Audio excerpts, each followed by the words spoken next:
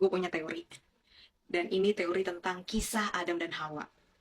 Selama ini yang kita tahu dari agama Abrahamik atau agama Samawi, menceritakan kisah Adam dan Hawa itu kan tentang kisah laki-laki dan perempuan yang saling menemukan, atau bisa dibilang kisah cinta gitu ya, kisah cinta manusia pertama lah.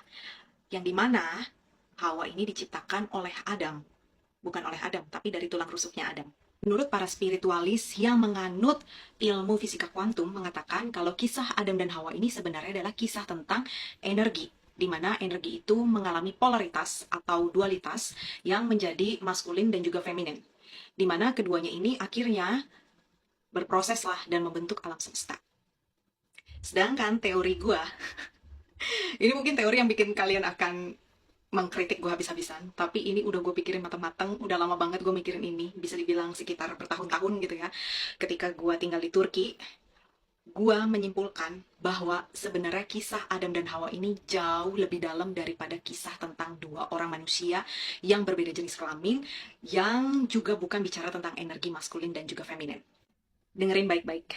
Jadi, orang bijak pernah berkata, kalau kalian kebingungan akan sesuatu hal, entah itu tentang pengetahuan atau apapun itu, coba cari dari sisi linguistik.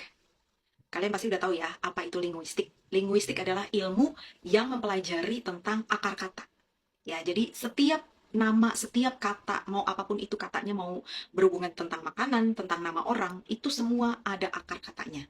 Sekarang kita masuk ke kisah Adam dan Hawa. Kalau kalian mempelajari linguistik, kalian akan tahu bahwa kata Adam ya, itu berasal dari bahasa Ibrani kuno.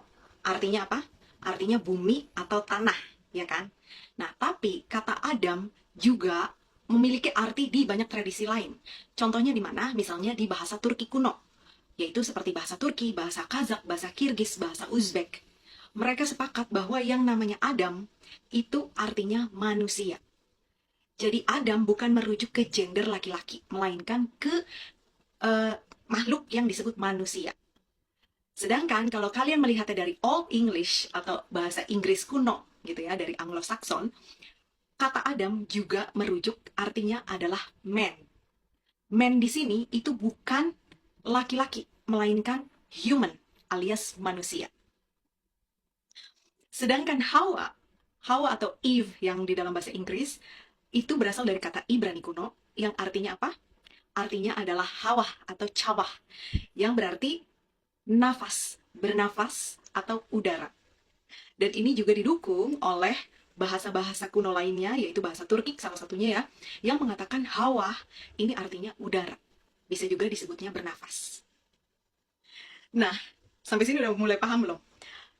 Bagaimana kalau ternyata kisah Adam dan Hawa sebenarnya bukan kisah tentang laki-laki dan perempuan yang saling menemukan cinta, melainkan kisah tentang manusia dan juga nafasnya.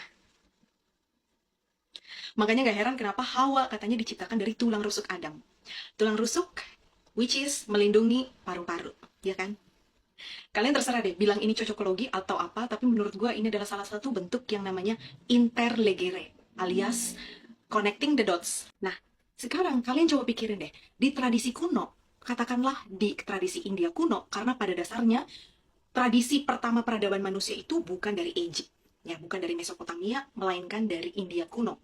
Kalian bisa cek ya, agama atau keyakinan pertama manusia itu bukan Zoroaster, melainkan ajaran Weda atau yang biasa disebut Hinduism atau biasa juga disebut Brahmanism. Nah, menariknya ya, di dalam tradisi India kuno, mereka punya pengajaran meditasi tentang anapanasati atau penyadaran terus-menerus terhadap nafas. Karena apa? Karena ketika kita mengetahui nafas, kita menyadari nafas, sedekat itulah pengetahuan kita terhadap kematian. Jadi nggak heran juga kalau di dalam ajaran Weda ada yang menyebutkan bahwa ketika Brahma pertama kali menyadari dirinya ada, dan ia kemudian menarik nafas dan menghembuskannya, terciptalah alfabet Sanskerta, yaitu apa? Aum alias Om. Aum.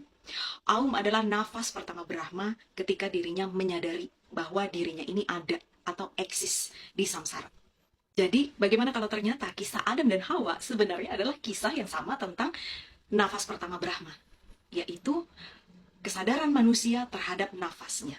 Dan kematian dan kelahiran itu sedekat nafas kita.